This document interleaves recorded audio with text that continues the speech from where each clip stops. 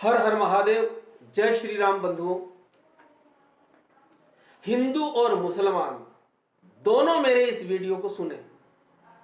जो बात आज तक आपने नहीं सुनी, मैं प्रमाण सहित तर्क सहित वो बात आप लोगों को बता रहा हूं। अभी मैं कुछ दिन से देख रहा हूं, कुछ मुसलमानों के लड़के वीडियो बना रहे और उसमें भगवान शंकर को गालियां दे रहे, मां भवानी को गालियां दे रहे, हिंदुओं को नीचा दिखाने के लिए ऐसी गंदी गंदी गालियां देकर के अपने असभ्य शब्दों का प्रयोग करते हुए कि हिंदुओं तुम तो लिंग की पूजा करते हो, मतलब वो शिवलिंग की बुराइयां कर रहे। हिंदुओं तुम तो लिंग और योनि की पूजा करने वाले हो, तुम हमारे मुसलमानों की क्या बराबरी करोगे? तो हमें बराबरी करने किस लिए है? तुम्हारी बराबरी करने के लिए हम। बाप बाप होता है, बेटा बेटा होता है, हमें तुम्हारी बराबरी नहीं करनी। और एक बात समझ में नहीं आती, हंसी आती है जब ऐसे टपोरी लोग आकर के बकवास करते हैं। कभी भी आपने किसी बड़े मौलाना को, बड़े उलेमा को इस प्रकार की बदतमीजी की भाषा का प्रयोग करते नहीं देखा होगा। आपने कभी दिल्ली के शाही इमाम बुखारी को इस प्रकार की गालियां देते हुए नहीं देखा होगा। जब भी ऐसी बदतमीजी की भाषा का प्रयोग करते हुए आपने देखा होगा तो कौन आते? टपोरी टाइप के, जोकर टाइप के मुसलमान, जिनकी कोई औकात नहीं, जमीन पर रेंगने वाले ये कीड़े। तो ये इस्लाम का ये चेहरा है। ये कहां से सीख के आते हैं ऐसी गालियां? कुरान में तो इस प्रकार की गालियां लिखी हुई कहीं हमने पढ़ी नहीं। ये कौन से मदरसे में तुम इस प्रकार की भाषा सीख करके आते हो? न तो तुम्हें कोई इस्लाम का नॉलेज, न तुम्हें कुरान का नॉलेज, हिंदू धर्म का तो नॉलेज होने का सवाल ही नहीं। तो हंसी आती है। क्या इस्लाम के ठेकेदार इस प्रकार के टपोरी होंगे? मौलानाओं को आगे आने चाहिए, उलेमाओं को आगे आना चाहिए। अब मैं आपको बताता हूं, तर्क सहित बताता हूं, जो मुसलमान भगवान शंकर को, शिवलिंग को गालियां देते हैं, वो अपने बाप को गालियां देते हैं। हम हिंदू लोग ही शिवलिंग की पूजा नहीं करते। हर मुसलमान शिवलिंग को पूजनीय मानता। अगर तुमने कुरान पढ़ी होती तो इस बात का तुम्हें पता चल गया होता। मैं आपको प्रमाण सहित इसका उदाहरण दूंगा और मुसलमानों को शिवलिंग की पूजा करते हुए आपको दिखा दूंगा। पहले तो आप ये समझिए, जिस शिवलिंग की हम पूजा करते हैं, वो जो लिंग तुम समझ रहे हो उसकी नहीं करते। तुम्हारे दिमाग में एक ही गंदगी भरी हुई है। तुमको लिंग और योनि के सिवा कुछ दिखता ही नहीं, वही तुम्हारे दिमाग में भरा हुआ है। अरे तुम मूर्खों, शिवलिंग का मतलब क्या है? शिवलिंग का मतलब वो नहीं, पीनिस वजीना यहां पर मतलब नहीं है। ये जो तुम प्राइवेट बॉडी पार्ट समझ रहे हो, ये वो नहीं है। शिवलिंग का मतलब होता है, लिंग का मतलब होता है स्वरूप, प्रतीक। ज्योतिर्लिंग, हमारे यहां परमात्मा को ज्योति स्वरूप समझा जाता है, प्रकाश स्वरूप समझा जाता है। इसलिए आप शिवलिंग की बनावट देखिए। आपने कभी कोई दीपक देखा होगा, दीपक में ज्योति जलती हुई जलता हुआ दीपक जो होता है, ठीक वही बनावट शिवलिंग की होती है। वो भगवान शंकर का स्वरूप है। हमारे यहां कहा जाता है, तमसो मां ज्योतिर्गमय, असतो मां सद्गमय। अंधकार से प्रकाश की ओर जाना, परमात्मा प्रकाश स्वरूप है तो ज्योतिर्लिंग बोला जाता है। अरे नमूनो, तुम पता नहीं कौन सा लिंग समझते हो। और चलो कोई बात नहीं, अगर तुम यह समझो कि लिंग और योनि की पूजा करते हैं तो क्या गलत कर दिया? इसमें करनी ही चाहिए। क्यों करनी चाहिए? अब मैं सांसारिक ढंग से आपको समझाता हूं।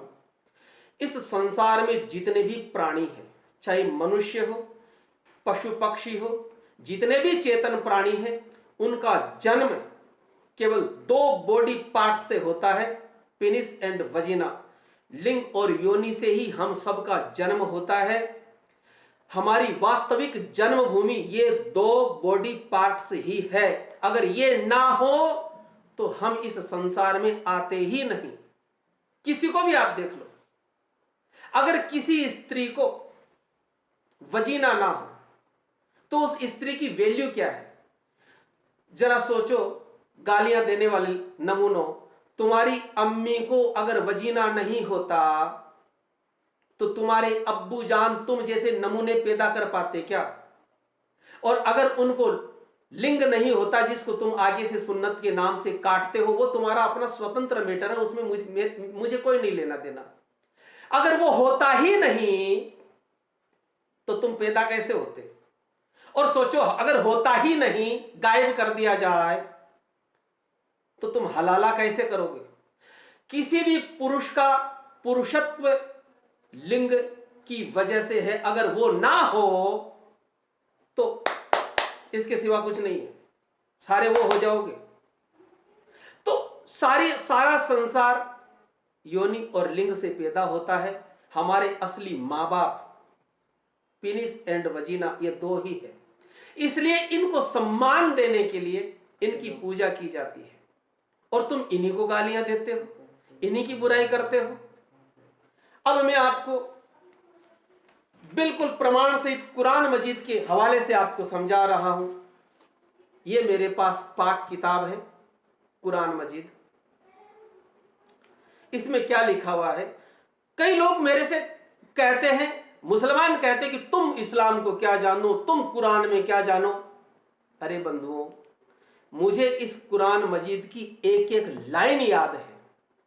मेरे यहां पर अदब से मैं इसको रखता हूं, इज्जत से मैं इसको रखता हूं।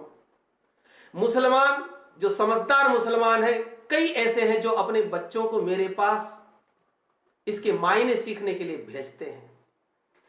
अब मैं बताता हूं इसमें क्या लिखा हुआ है। कुरान मजीद के सूरा नंबर 6 अनफाल, जिसका नाम है सूरा अनफाल, सूरा 6, उसकी आयत नंबर 108 में क्या लिखा गया है? उसमें अल्लाह ताला फरमाते हैं मोहम्मद साहब से कि कह दो मुसलमानों से जाकर कि वो मुशरिक लोग खुदा के सिवा जिनको भी पुकारते हैं,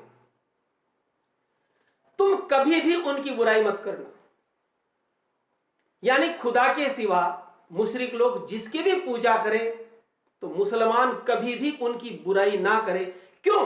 क्योंकि अगर तुम उनकी बुराई करोगे तो बदले में वो लोग भी बेअदबी से खुदा को बुरा कहेंगे और खुदा की बुराई करेंगे। कितनी बढ़िया बात लिखी है। और यही हो रहा। तुम ना समझो, हिंदू धर्म को नीचा दिखाने के चक्कर में कुछ भी बकवास करते हो, और फिर कुछ ना समझ हिंदू भी बदले में बदला लेने के लिए मक्का मदीना को बुरा, कुरान को गालियां देते हैं, मोहम्मद साहब को भी गालियां देते गुस्से में आकर के, तो परिणाम गलत निकलता है ना। अब अगली बात में आपको, ऐसी बात मैं आपको बता रहा हूं, इतनी सुंदर बात इसी कुरान मजीद में लिखी गई है। सूरा 17 जिसका नाम है बनी इस्राइल, उसकी आयत नंबर 110 अल्लाह ताला सल्लल्लाहु अलैहि वसल्लम मोहम्मद साहब से फरमाते हैं कि कह दो यानी मुसलमानों से जाकर कह दो कि तुम अपने खुदा को अल्लाह के नाम से पुकारो या रहमान के नाम से पुकारो या जिस किसी भी नाम से पुकारो, उस अल्लाह के सारे नाम अच्छे हैं। तो तुम उसको खुदा कहते हो, हम उसको ईश्वर कहते हैं, हम उसको भगवान शंकर कहते हैं, तुम उसको काबा कहते हो। गालियां देने से पहले कम से कम किसी मौलाना के पास में जाकर के ये कुरान की आयतें तो पढ़ लेते। अब शिवलिंग के विषय में कितना अच्छा इशारा किया गया कुरान मजीद में। सूरा नंबर 49 49 नंबर सूरा जिसका नाम है हुजूरात, उसकी आयत नंबर 13, उसमें लिखा गया है कि हमने तुमको एक मर्द और एक औरत से पैदा किया। ध्यान से सुनना, जो लिंग और योनि की बुराई करते हैं बेवकूफ लोग, वो ध्यान से सुने। हमने तुमको एक मर्द और एक औरत से पैदा किया, लेकिन तुम्हारी अलग अलग कौमें और अलग अलग कबीले इसलिए बनाए ताकि तुम एक दूसरे को पहचान सको। अब अगली बात मैं आपको बताता हूं। जिस शिवलिंग की हम पूजा करते हैं, हर मुसलमान उसकी पूजा करते हैं, हर मुसलमान हज यात्रा करना सबसे अच्छा समझते हैं, और वहां जिस काबा को तुम पूजते हो उसको हम मक्केश्वर महादेव कहते हैं, और वो शिवलिंग ही है, इसको तुम छिपा नहीं सकते। जब हज यात्रा करने जाते हो तो कैसे जाते हो? काबा जो है वहां जब आप जाते हो तो पूरे बाल मुंडवाते हो हिंदुओं की तरह। एक बिना सिला सफेद वस्त्र तुम पहनते हो, सिले हुए वस्त्र नहीं पहनते हो, और जो बिना सिला वस्त्र तुम लपेट कर जाते हो उसको कहते हैं एहराम, यानी उसमें भी राम शब्द है।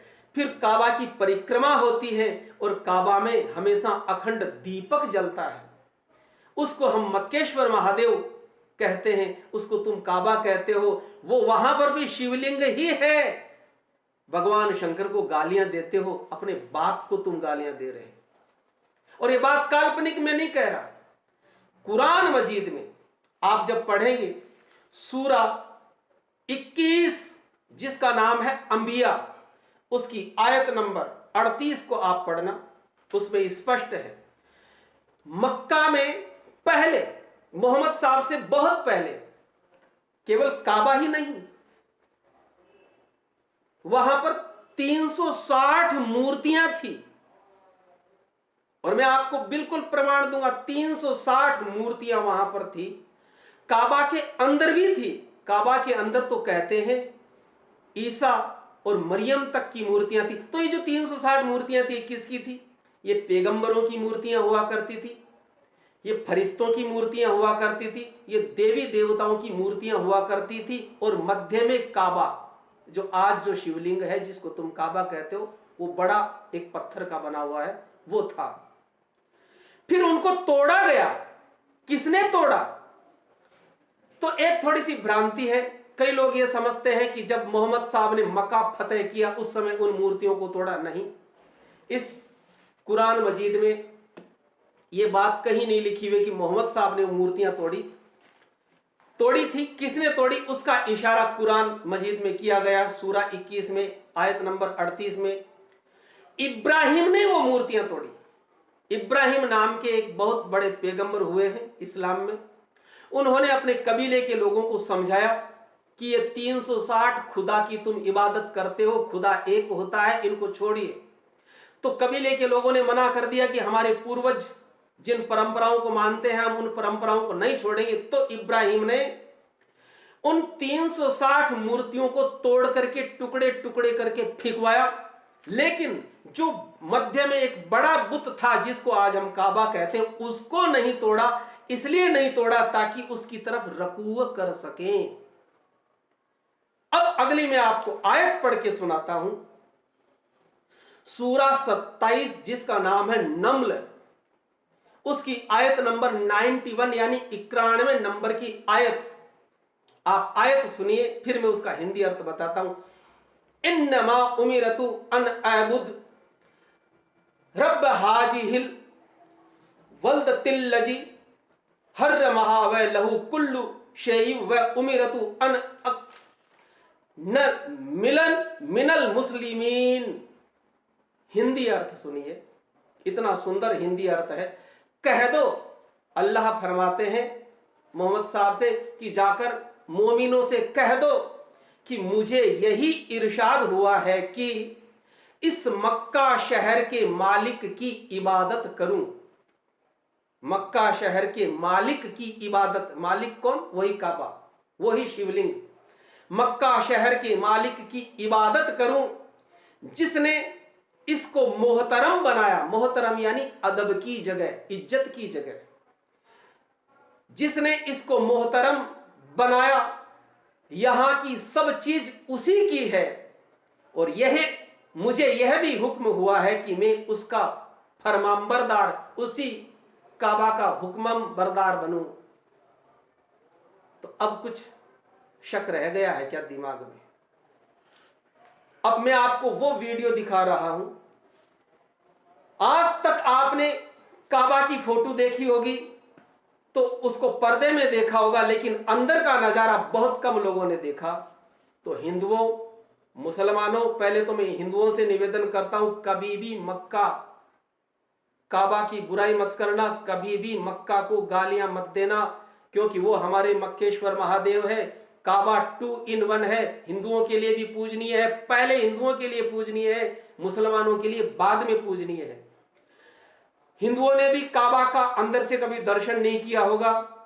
मैं आज आपको लाइव दर्शन करवा रहा हूं उस मक्केश्वर महादेव शिवलिंग के, और मुसलमानों को भी मैं यहां बैठे बैठे हज यात्रा करवा रहा हूं। देखिए उसकी बनावट, देखिए वो शिवलिंग ही है, आप दर्शन कीजिए। हर हर महादेव।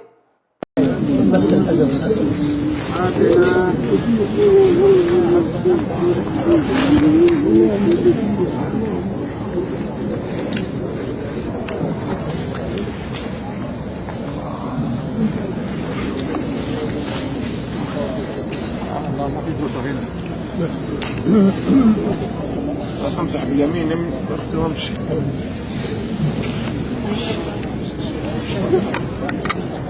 صور جاهز. الله